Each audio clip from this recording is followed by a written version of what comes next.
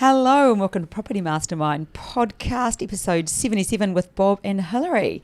This week talking how to succeed in property development. Coming up December 1, so we're getting close to the end of the year. It's about looking forward and projecting and making great plans for next year. So yes, jump into episode 77 where you can learn some great success tips.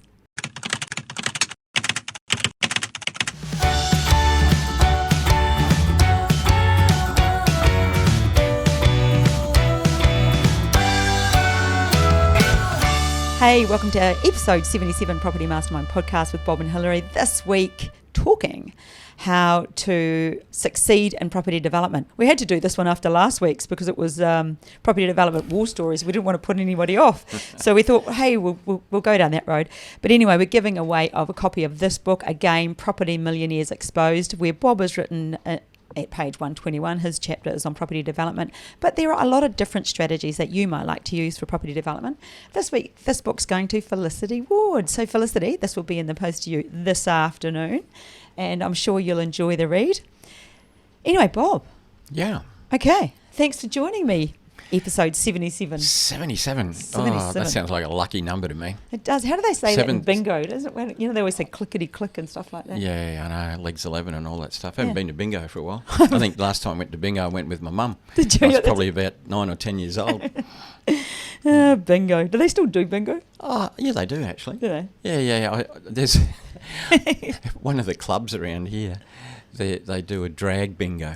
Are you serious? How do you know this? Have you been going? No, I saw the brochure in the window of a shop down the road. They got like a drag queen doing the bingo. It sounded like fun. I almost felt like going along and having a laugh. Sounds good. So everyone that goes dresses in drag? Oh, no, I don't think so. No, I think just the person that's running the bingo. And obviously I'd say they've got a lot of outrageous things to say when they're drawing numbers out. And sounds like fun. It does. Do you know, that actually leads on to this because fun is one of my values.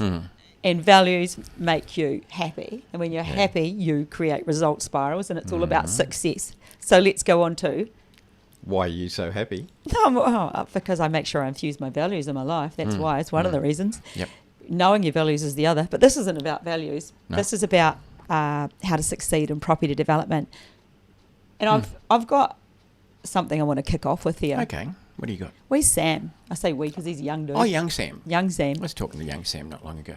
Yeah, so Sam reached out to me and he had a couple of private coaching sessions with me because he thought that he's a young guy, that stepping into property development at his age, as in doing the mentoring program, he wasn't ready to invest in that much, but he wanted to get started. He's in his 20s. Yeah, he's in his 20s. So he did a few sessions with me, and as with me, I can't help myself. I always over-deliver. So because he was so, what's the word?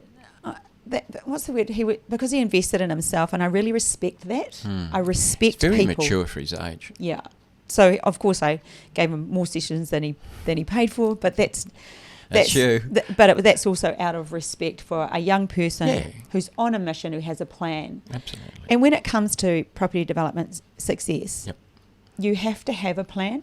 And since then, we've had a few more conversations with Sam. We received an email this week where he gave us his plan for the next year, and which included coming on board at this point.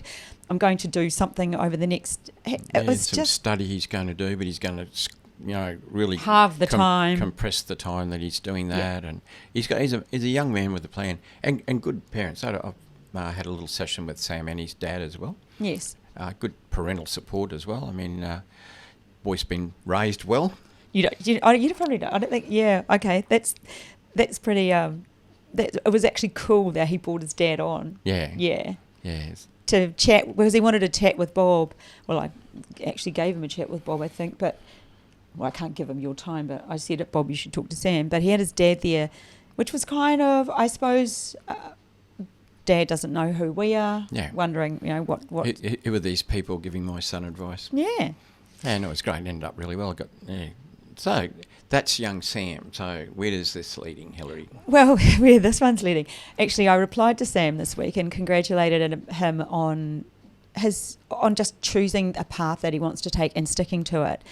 And both Bob and I said we know he's going to be a very successful young man because of just the maturity that he shows around. He's got a plan. He's got the energy. He's got the drive. He knows where he's heading. He knows where he wants to be. What I did say to him, and this is something that I have seen very often, and I know some people will be listening to this, and you might even think I'm talking about you, and if you're thinking that, well, I am, is the self-sabotage that can often come with success.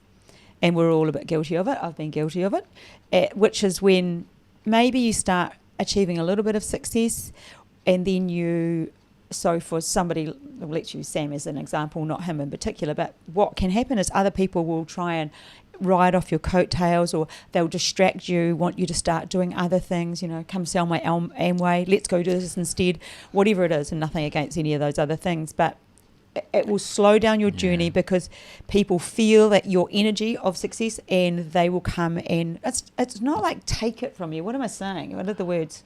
Oh, well, they feel it, they sense it, and they can see a benefit for them to be part of that.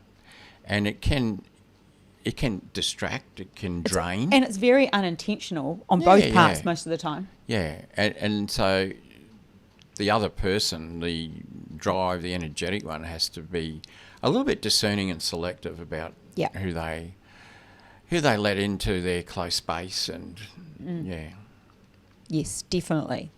So that's the story of how to succeed in property development. It's from young Sam's point of view. Yeah, young Sam is just create a plan and stick to it. And he's an inspiration, this, I think. Yeah. So this podcast is coming out in December. Yes, December 1. Ooh, nearly the end of the year. It'll come out when I'm in New Zealand, actually. Yeah, okay. Oh, enjoy your holiday. Cheers, Bob. Without me. Yeah. I don't know if we can call it a holiday. Oh, yeah, true. It'll be pretty busy. We'll be busy. Clearly, it's where I'm from. So nearing the end of 2022, like you get a little bit reflective. Yes, you do. I do, which is a bit funny in a way. Well, what was your highlight? On reflection. On reflection. Let me reflect. Yeah, what was your highlight for 2022? Well, you bought me some nice birthday presents, but beyond that... Bob, I bought you some personal training sessions and you were really disappointed. Well, you did buy me some other stuff I like. Yeah. You go, don't say it's personal training sessions, and then it was. So, look, on the development front, it would have to be... We finally got through all our approvals. I mean, we got our development permit some time ago, hard fought in court. We got our construction certificate, time, really dragged out with, council, the end of COVID and all that, finally got that. And so we're in a point now where we're in control of what's happening. So it's full steam ahead. So my highlight was...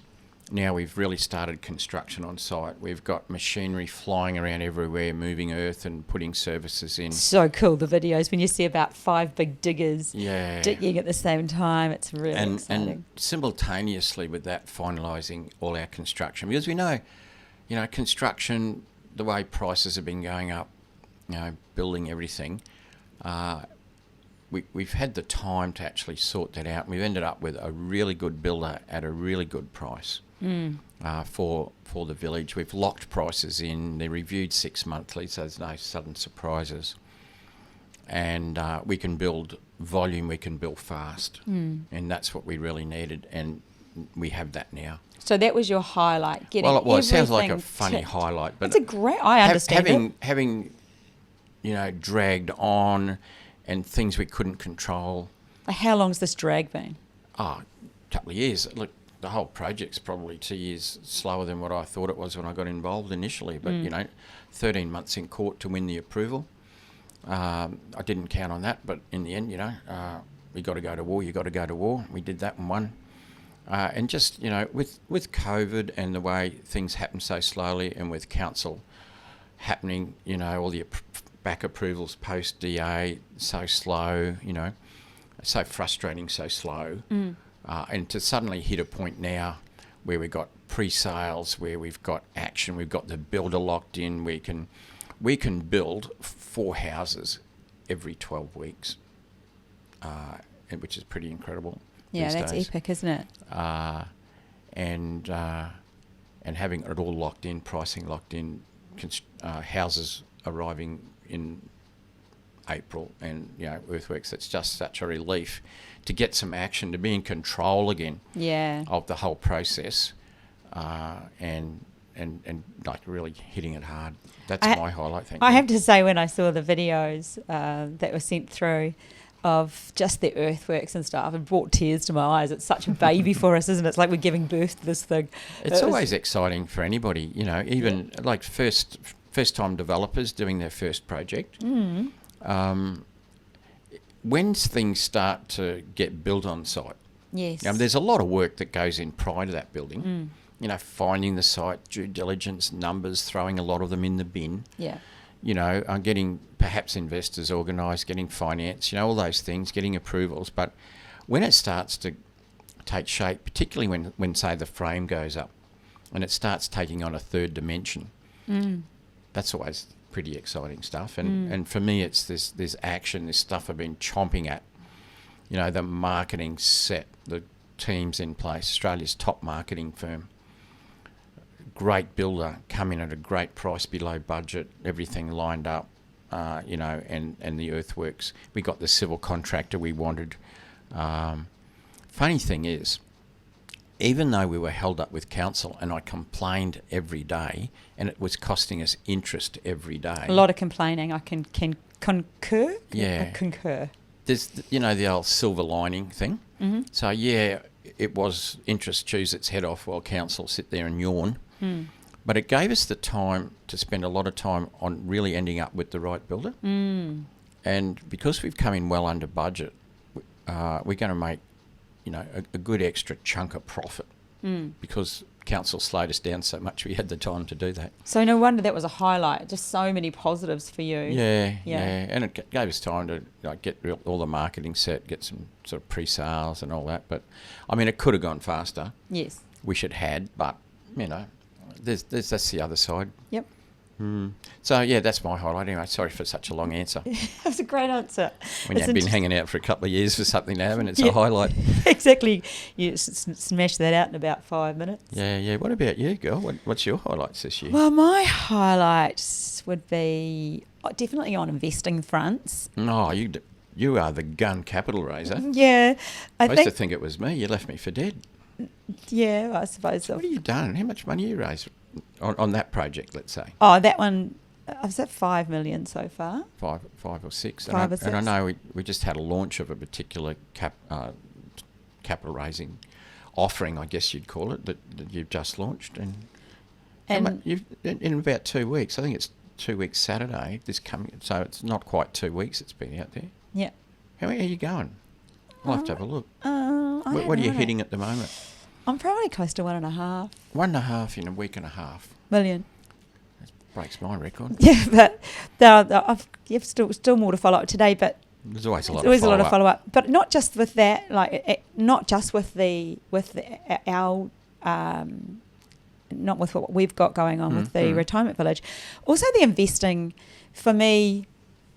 Yeah. When I speak to people, a lot of people have different amounts of money and everyone's got a different profile. Some people want low risk, some people want first mortgage security, some people want to use self-managed super funds, some people want to do joint ventures. There are so many variables. So with investors? Yes, with the people that I speak to. So I always ask, so how much money have you got? And you're pretty quick to do that. Yeah, because that's what it's really about. And I'm not going to tell people. I can't help you unless I know. It's like going to the doctor and not saying what's wrong. Otherwise, I need to know what it is that you've got. But I've also managed to put 3 people into deals, mentoring students, which is really nice and life-changing for them. Yeah, you do that occasionally, I've noticed. Yeah, that's this in the last year, which has been pretty exciting. Life-changing. Yeah.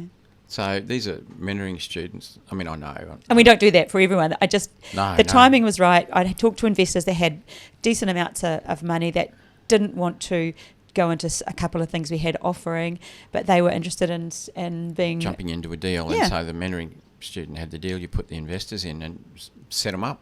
Did pretty much. I know you've done that on a few occasions and certainly don't promise people that's what we're going to do, but I've seen you do it. But that was actually a highlight for me. What amazed me is that, I know how giving you are, that you did that, but you could have easily have put those investors in my own projects. Yeah, each of those projects makes about $500,000 profit. You stuck the investors in that makes it happen. Plus, we're showing them what to do anyway because they're in the mentoring program. you could have put them into your own projects and made that $1 million. I could have. So why didn't you? I will next time. I will next time. But to me, that definitely we do that sometimes, Jace. It was definitely a highlight to. I think it was just an opportunity that I was presented with, and it's all timing. Yeah, and I don't know. It was. Well, I mean, there was. Well done, I'd anyway. never done that before. I'd never capital raised. Did you stop to think that you could have used them yourself? Stop made it. $1 million? It's okay. But I mean, the whole learning how to capital raise, learning how to have those conversations with people about money. Yeah. That whole thing's been There's a a process. frustrating side to that. Oh yeah, it's made me Tire kickers. But it's maybe No, I'll be blunt about it. Don't like them. I think we've like talked it. about them before. Yeah. They are hard work. They're hard work. And That's everyone, the flip side of it. Everyone who uses other people's money will know that it can be a frustrating sign. But I think I've learned a skill. Oh yeah, and you're great at it because you're good on people skills.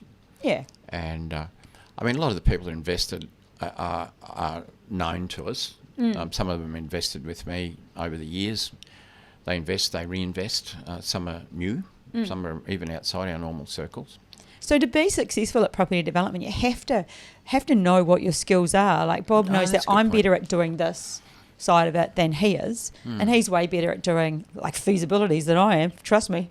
So we stay in our own lane pretty much. Yeah, and I'm good at because you often flip people to me where I can explain the project in a lot more detail because I'm doing it. Why wouldn't I? Yeah. And cover risks and how risks are mitigated and what makes something a really good investment in terms of the project. So that's good. You handle the money side of it, the investment side, getting that sorted. And I handle the process, which is interesting because your personality profile is people first and mine's process first, believe it or not.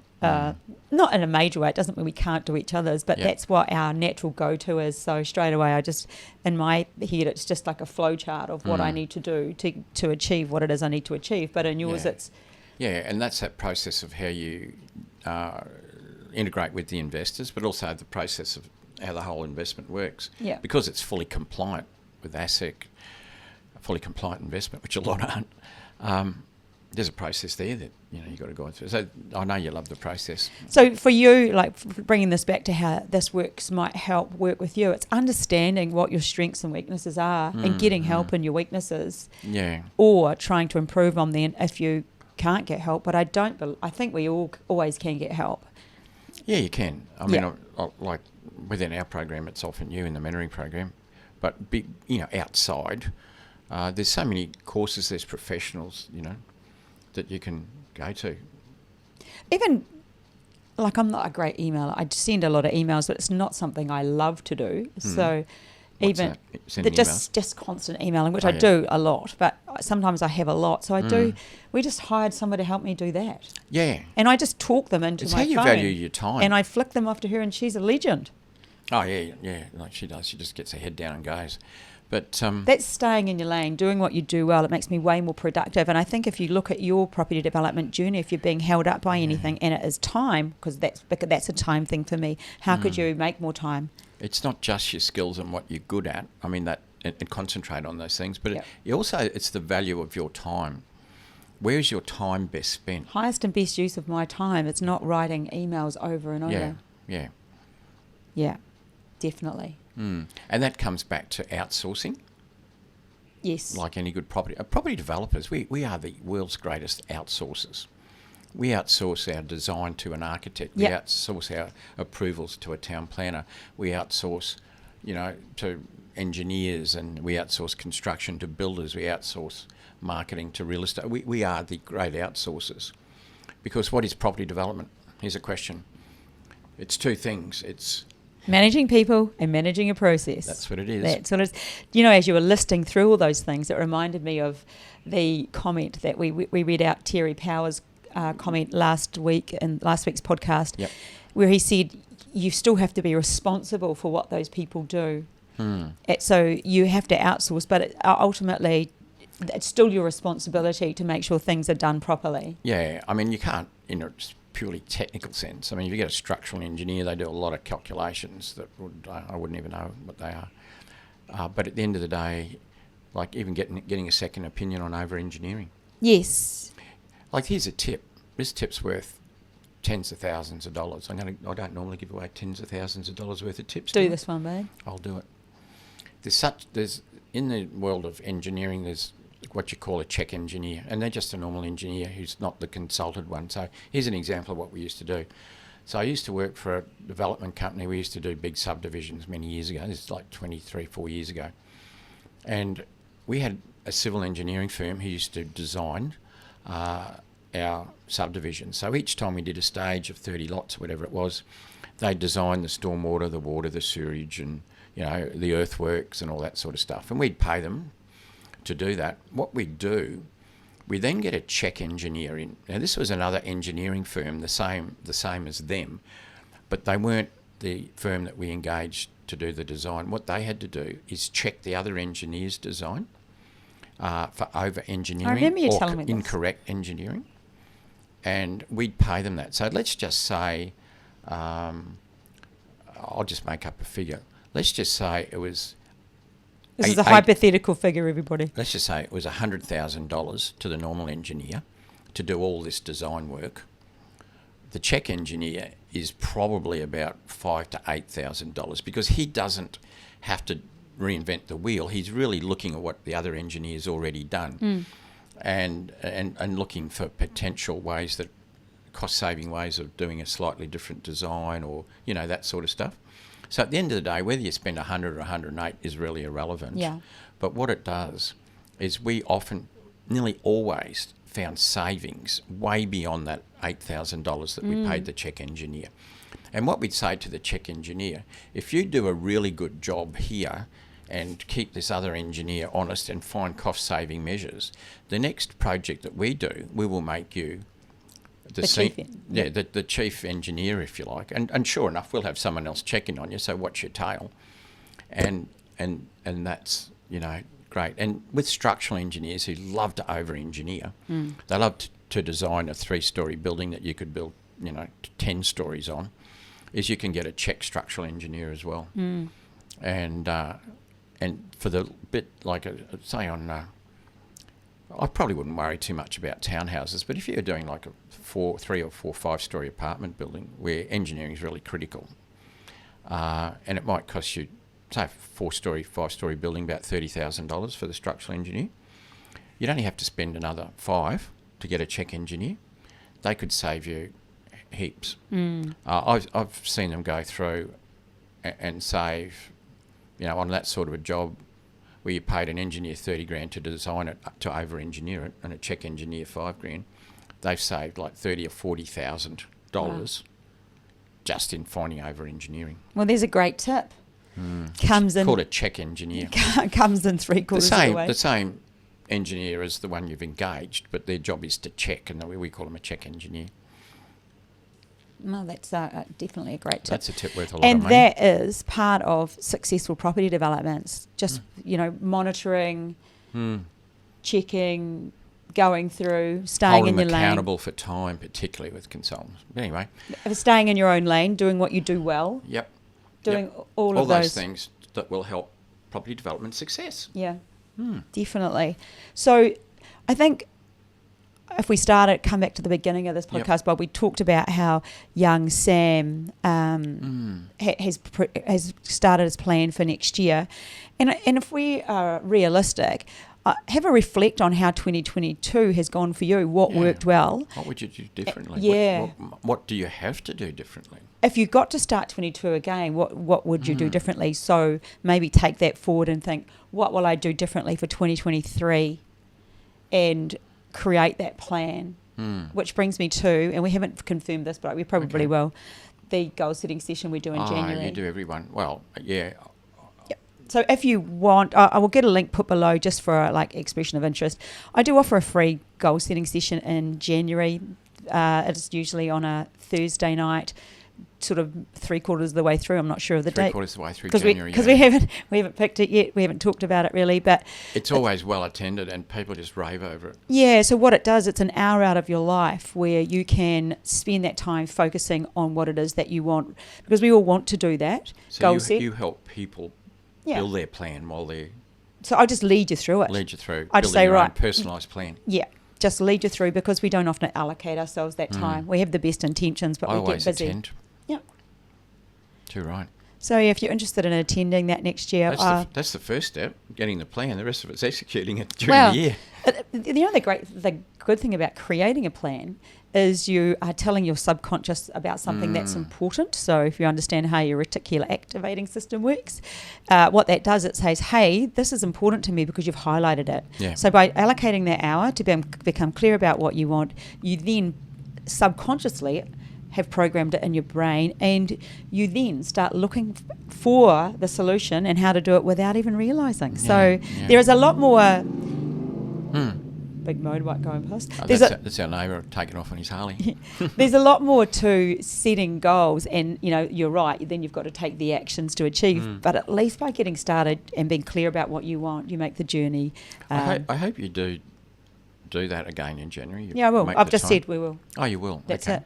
So that now there'll be just click the form below, and we'll start telling people about it, and then it goes from like 7 till 8. Oh, yeah, great way to set up your year. Yeah, it is. It's funny how we choose January, the beginning of the calendar year, to do all this. You could start any time, but we actually, it's the way we think. We did a couple of Julys too, Bob. You did do a couple of mid-year ones, I remember, just to make sure you're on plan, or if you need recalibrating. I love to use the word recalibrate, because that's sort of what your GPS does when you take a wrong turn. Recalibrating, one of my GPSs used to say that. So you can recalibrate, and look, even with a plan, I suppose you need to adjust it a little bit to circumstances. So, but you're the expert. Yeah, you understand how it works. So anyway, that's about property development success. There you go. Hopefully we've had one great tip, some good stories, and a few things that hopefully you can use moving forward in your property development journey. We will see you for episode 78 next week. Wow. Okay. 78. Look forward to it. Bye. Bye.